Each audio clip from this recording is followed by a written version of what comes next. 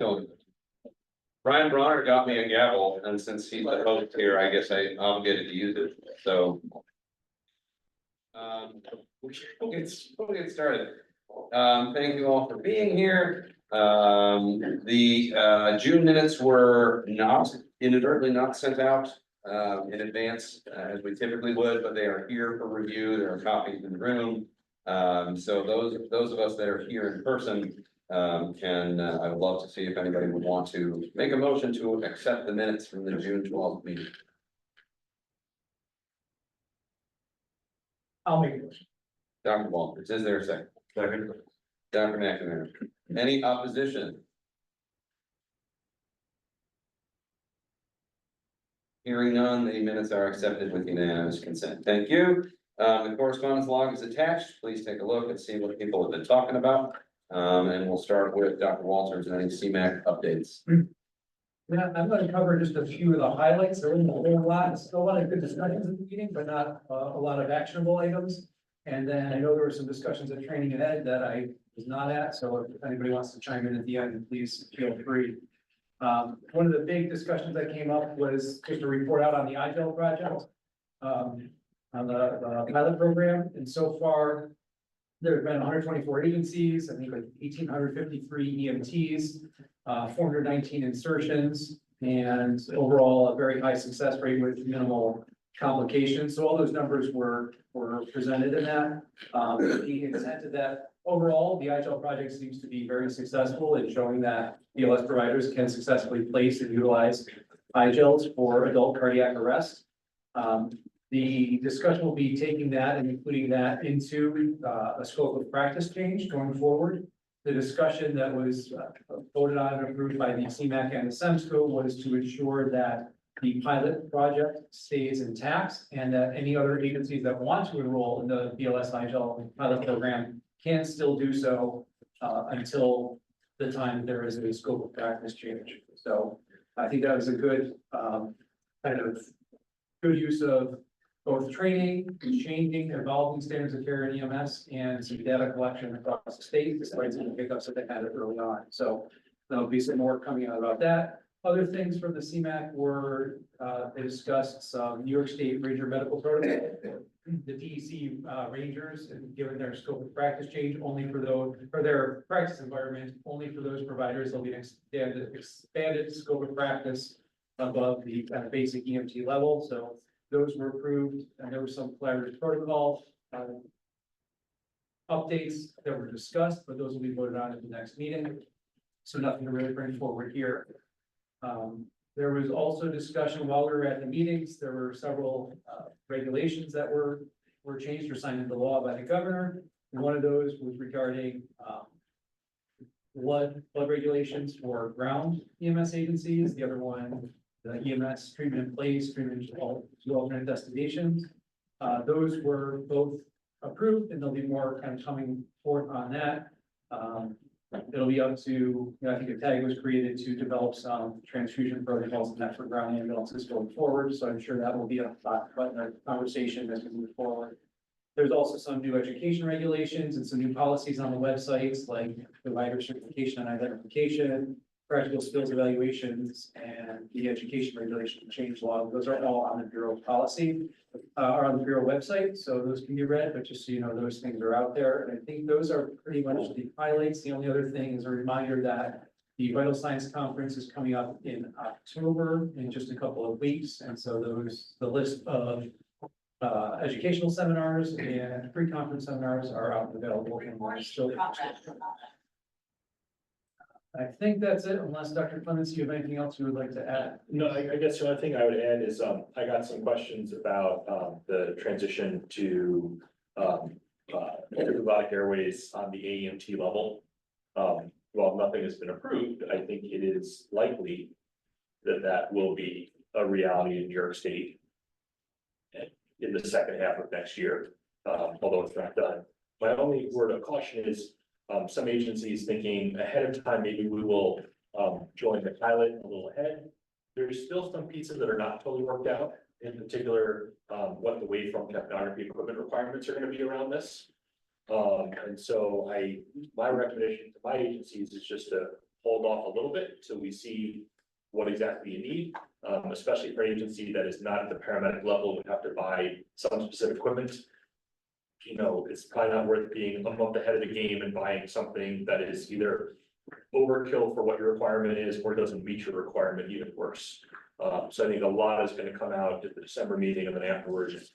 But I think the best thing to do is just hang on for now if you're not already in the demonstration project. What was the question about EMT level? Well, so no, it's for EMT, you know, if you're a paramedic agency right now, you've got a monitor, you've got all the things, right? But if you're an AMT or, I'm sorry, if you're a BLS agency and you're trying to add on, you're gonna need waveform technography. Exactly what the waveform technography requirement is gonna be is still not fully defined. And so that's just my recommendation to my agencies. I mean, you know, agencies should talk about their leadership and their medical record. Yes, Dr. You actually can't add it on anymore. The entrance to the project is closed because I had an agency that just tried and we're told no. That was the correct answer last month. That is no longer the correct answer. Amazing. I'll tell them. Yeah. Tell them to try again. All right. I affirm that was their experience. And the only other thing I would just, Karen, I think on the agenda, maybe just adding Dr. Clemency and Dr. Seth now is. Okay, it's been brought to my attention that I didn't do a roll for the people on the phone, so I apologize for that. If you are on the phone, please say something or make a noise when I read your name. Dr. Lynch. Dr. Seth. Alive. Thank you. Dr. Ellie. Dr. Vargo. Dr. Kaluri. Dr. Peterson. Mr. Knoll or Mr. Cooley? Oh, in the room, great. Dr. Carney. Here. Oh, you did something, sorry. Dr. Plazek. Dr. Lum. Dr. Singer. Dr. Stevenson. Dr. Falk. Mr. Reisner. Mr. Wilson. Dr. Wenner. Dr. Borton, Dr. Tanaka. Here. Thank you. You're welcome. That didn't sound like Dr. Tanaka. I'm actually writing Borton. Dr. Cosgrove. I am here from lovely South Buffalo. Very good, sir. Dr. Martin. Dr. Mangione. Here. All right. Dr. Kenyon or Dr. Killian? Kenyon's here. All right.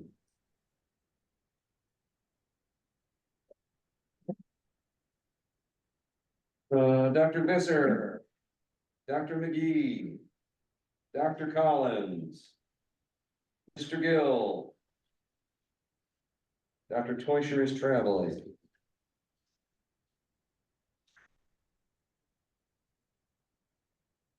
I see Beth Moses in the room. Donna, Alicia. We're here. All right. Thank you. Okay, Mr. Polvino. Okay. You're good. Thank you. All right, brings us to the chairman's report. So I have two things, one of which is routine and one of which is just disappointing news. I did ask an attorney to review our bylaw revision before I bring it to the meeting, and they said this looks good. I have some suggestions. Don't vote on it. Don't read it. Don't vote on it today. So I want to make sure we do this the right way. So I'm hoping that'll be the next meeting, but I've said that 4 or 5 times. So we'll continue with our current bylaws for now. I will email them in advance before we do a reading at a meeting, and then we will vote at a subsequent meeting. The only other thing I have is just a friendly regional reminder that patients on 22.09 status can go to any emergency department. They don't all have to come to ECMC. Certainly, we are more than happy to see all of the ones that are in our catchment area. We are happy to see all of the ones that are unusually agitated and are really requiring a lot of sedation or police help. But that's not most. So we just ask that everybody just digs in and does their share. Prohibition probably wasn't ever gonna work, but I understand. That's all I've got, so that'll bring us to the Trauma Advisory Committee. I don't have any report, but the next meeting has been rescheduled due to state meeting rescheduling. And the meeting will be on November 18th. Invites will go out to those that it applies to. Thank you. We still do not have a nurse advisory committee. I'll have to decide what to do with that. So thus no report, which will bring us to program agencies and STEMs. Alicia. My report was included with the agenda. Just a few things to note is we worked with a couple local agencies to hold an assist training. The agencies had been funded by the CARES Up initiative through the New York State Office of Mental Health, so that was great. We also did our Southern Tier EMTB Academy. We had 10 students in the class. 6 have passed, 4 are still testing. Shout out to Todd for instructing the class, and shout out to Scott Lanfear's daughter and Donna's son.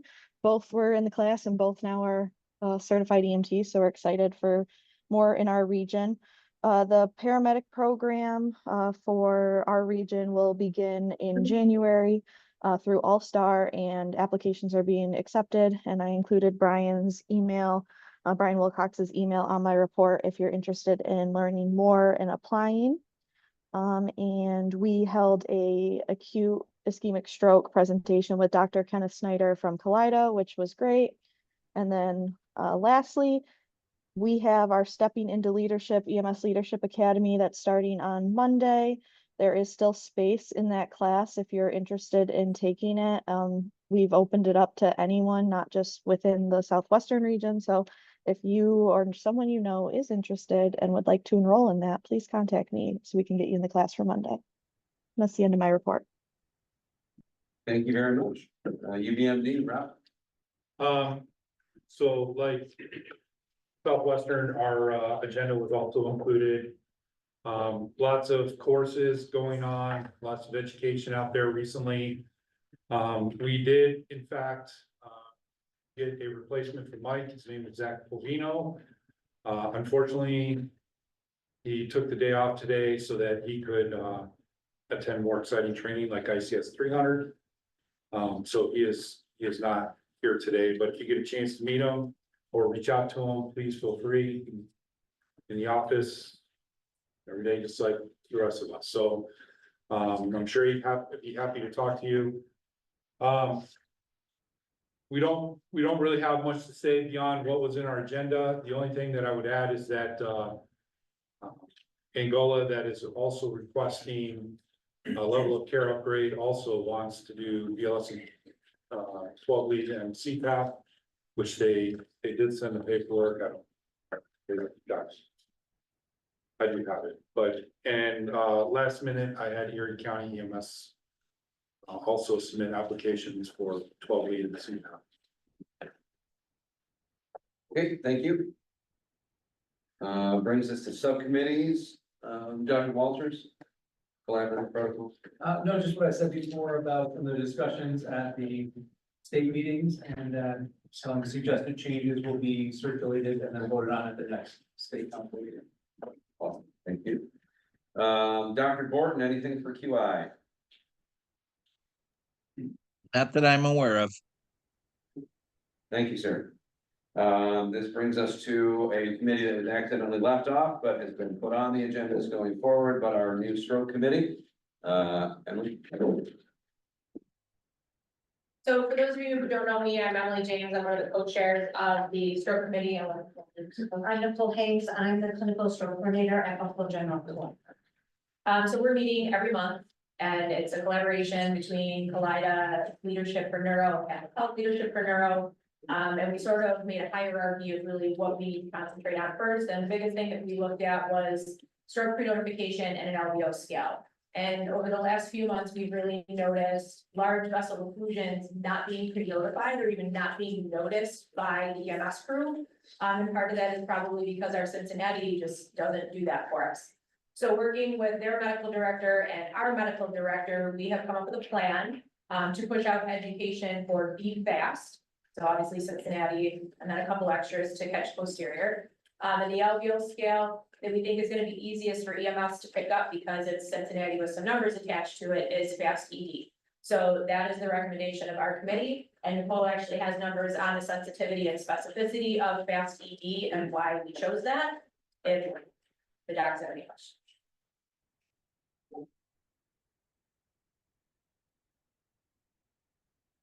Okay. Any questions from anybody on, I'm pretty familiar with fast ED.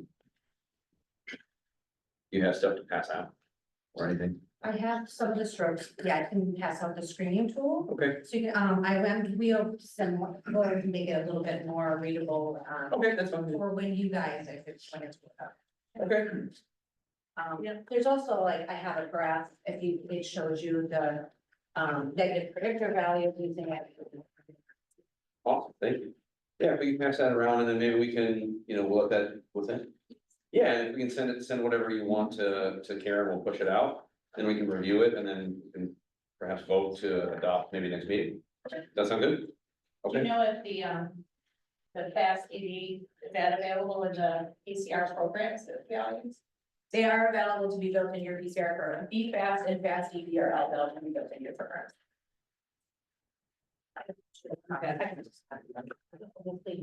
No question. I was already. Good one. It does sound good.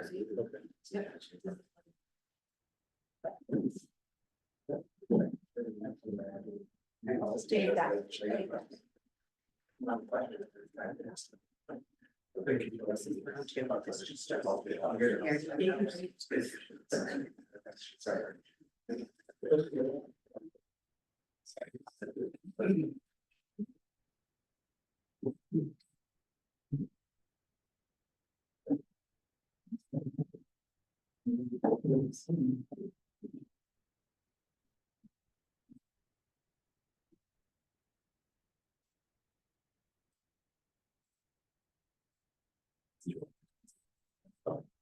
I think that was a good discussion.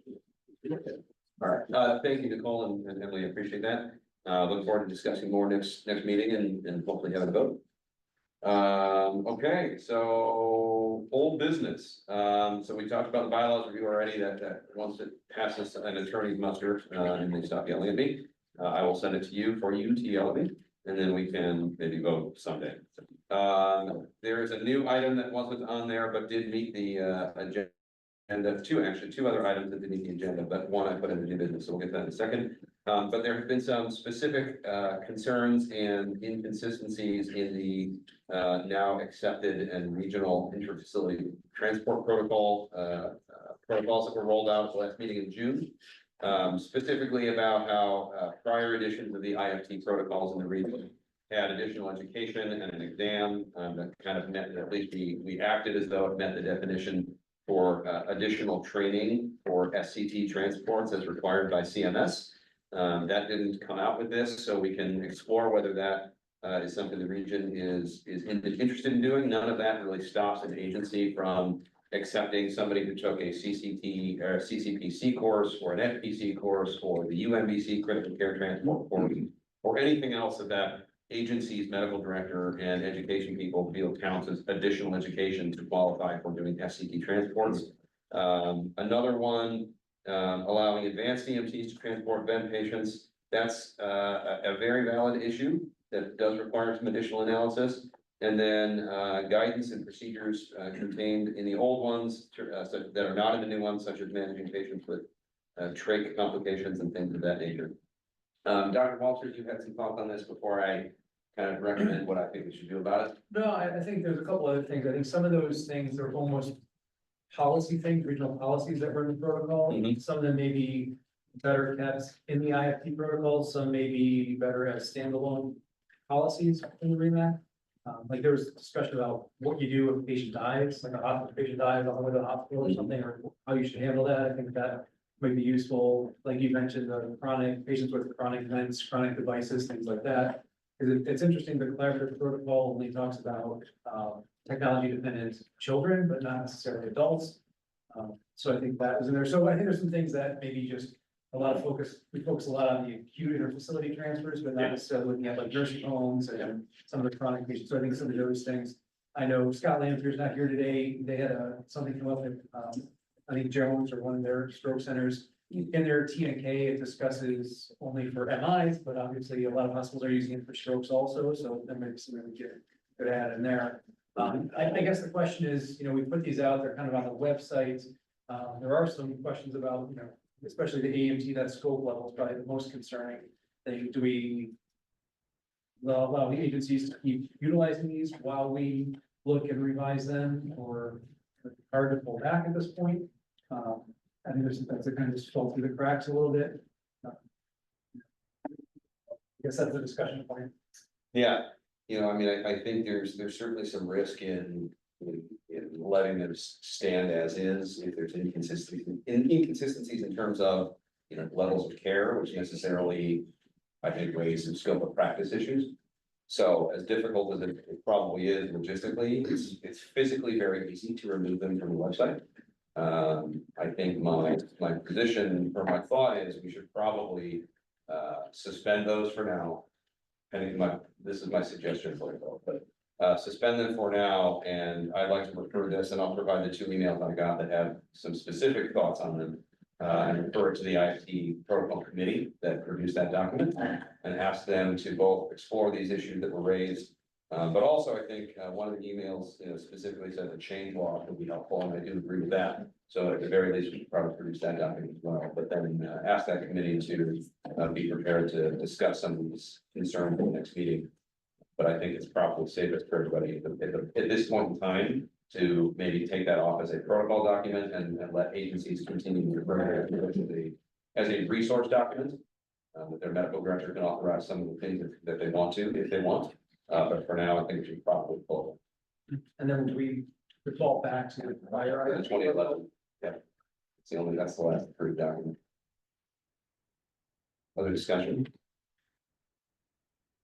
I don't want to get somebody jammed up because they're following a document that conflicts with another more pressing document out there. Certificate.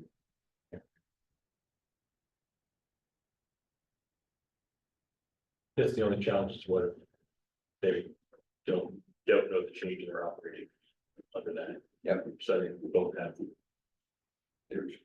Both are the raw. Right. Yeah, I think, we'll have to send out a notification to as many people as we can, and Rob, maybe we could blast out to your email as well. Just that we can try to reach as many people as we can. Has this been discussed with the leadership that worked on that project? Yeah. The leadership is aware of their concerns. They have it's review those concerns. Okay, well, then I'm going to make a motion that we suspend the approved IFT protocols. Revert to the 2011s, send out a notification to that effect, and refer this matter to the IFT protocol committee for a review.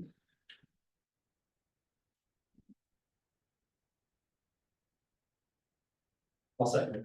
Dr. Walters. All in favor? Aye. Aye. Any opposition?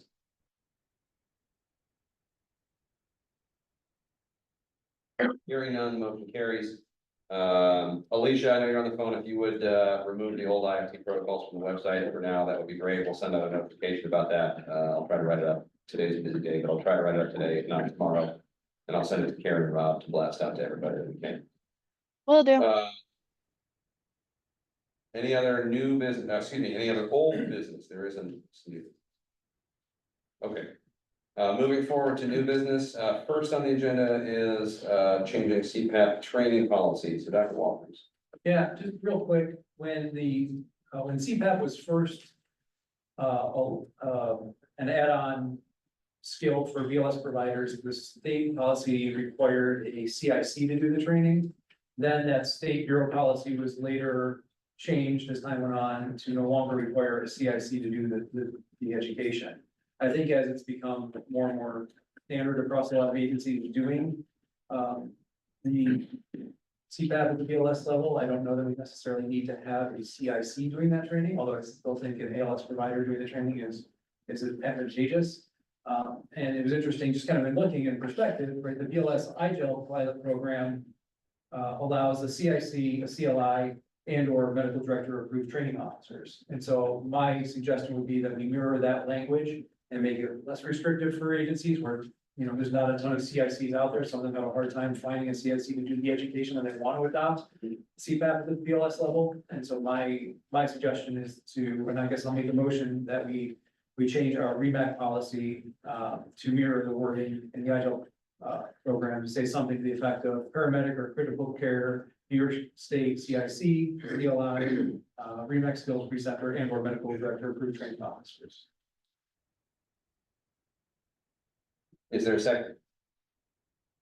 We just make it CLI, CIC, or medical director approved. Sure. Because then it's just more inclusive, now you don't have to add anything later on, because that could cover anybody, basically. I would accept your friendly amendment. So the motion as amended, CIC, CLI, or other medical director approved training officer. All right, is it second? Second, McNamara, any discussion? Okay, any opposition to the motion? Very well, hearing none, it passes by unanimous consent. Okay, before we get to current approvals, summer approvals, and notifications of intent. Emily James from Catholic Health requested some time to discuss mental health transports. Yeah, so one of the things that came up at the stroke committee meeting, that both Collide and Catholic Health were seeing is an increase in mental health patients at that time having an acute mental health issue being taken to places that do not have mental health as one of their services offered. And some of what we're hearing from EMS crews is that the police aren't putting them on papers anymore. Some are, some aren't. So they're ending up at other facilities where we can't really accommodate their needs, and then we have to transfer them out, and they can spend 3, 4, 5 days in our ED. On top of it, a lot of these patients are combative, so we're seeing an increase in injuries to our ED staff because these patients are brought to inappropriate facilities. So we just wanted to bring it to the attention of the REMAC, not that we didn't think you guys already knew about it, but you know, to get it in the minutes. Anything that REMAC can do to kind of help with this. You know, we're not talking about somebody that's not having an acute mental health issue that happens to have that history, or like you said, at 2209, everybody's gonna have to take the wealth on that one. But having an acute mental health issue at that time being brought to non-mental health facilities. Yeah, I mean, certainly we want to try to optimize the system as best we can to care for patients the best. You know, it can get a little bit murky. I'm sure everybody can appreciate it. If a patient who's having, you know, an acute mental health concern or issue or whatever we want to call it, an acute mental health complaint is the primary driver of their accessing the EMS system. You know, there's still raises the question of they may have capacity to choose the facility they want to go to, right? So that can make it murky, and the crews, I'm sure, are trying to do their best to get them where they believe they could go, but. So, you know, patients that have capacity, there's not a lot of, they're not on papers and they have capacity, but certainly there are patients that are deconditioned, compensated, and may not have an opinion or may not be able to form an opinion of where they want to go.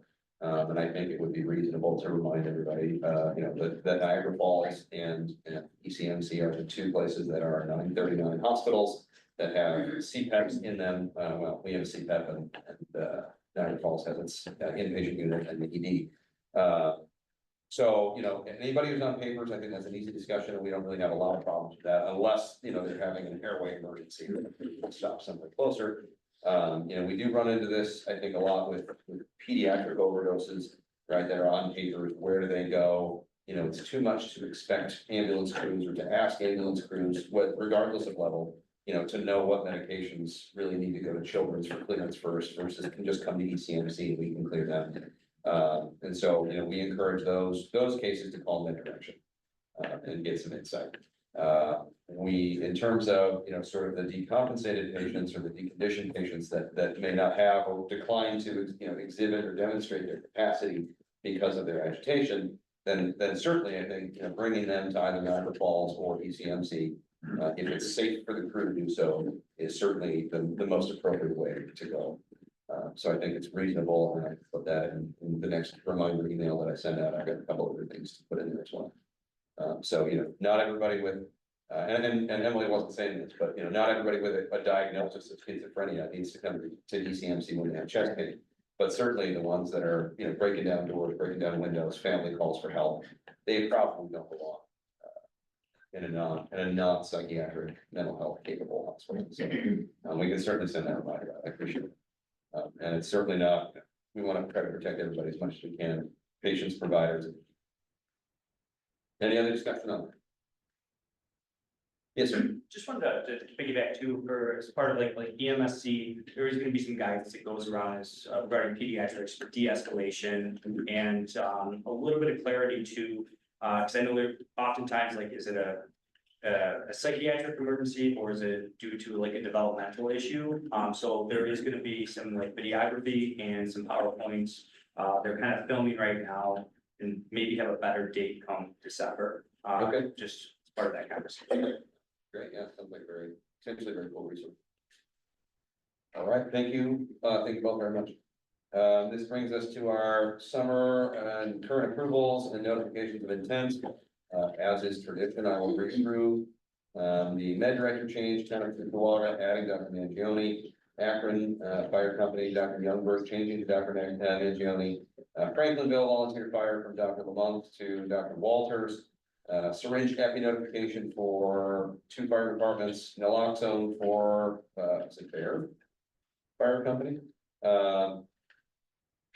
Public access defibrillation notification from New York Liquor Authority, Epic Center, and Green Lake Campground. BLS 12 lead from Newton Abbott Fire Company, Lewiston #2, and Evans Center. Level of care change, Newton Abbott Fire Company going to BLS to advanced EMT.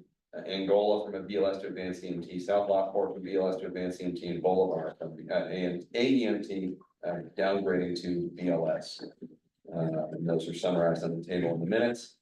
As is tradition, I would love a motion to approve those en masse.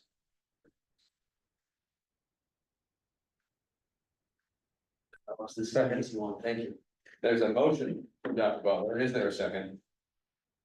I'll second. Thank you, Dr. Walter. Any opposition? Hearing none, these are accepted and approved. Any other new business for today?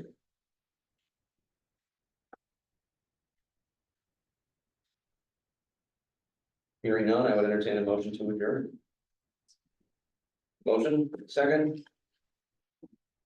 You're usually good. Sorry, I appreciate that. All right, we are adjourned. Thank you all for being here. We will have more work to do next time. And in terms of the gas list. Oh,